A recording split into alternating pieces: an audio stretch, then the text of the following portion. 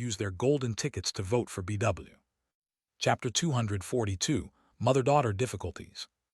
Along the way, Shangyu and Bingzhu surprisingly seemed to be very empathetic to the situation of Yifeng and her young daughter Xiangfeng. She, who was usually cold as ice, suddenly seemed to turn into another person. This secretly surprised Bai Zemin very much. After all, it was the first time he had seen this ice woman act like that. Even when Wu Yijun, who was her childhood friend, was trapped in the female dormitory and her life or death was unknown, she did not show such an amount of care. Perhaps, thanks to her beauty acting as a kind of buffer or confidence booster, Yifeng did not have too many barriers, and neither did she have too many wariness towards the beautiful Shangyuan Bingzhu. After talking for a couple of minutes, the woman slowly narrated the story of how she and her daughter ended up in such a precarious situation. In the past, Yifeng had married with a good and family-oriented man. Her husband, the father of little Xiang Feng, was not a wealthy person, but he worked hard every day to take care of his family, and the relationship between the three of them was quite good even if there were sometimes disagreements, as was the case with most couples in the world. Unfortunately, after about 15 years of marriage, little Xiang Feng's father passed away. More specifically, this happened a month ago, just when the soul record showed up in the lives of all living beings on Earth without being invited, and when the mana that had just awakened caused the apocalypse.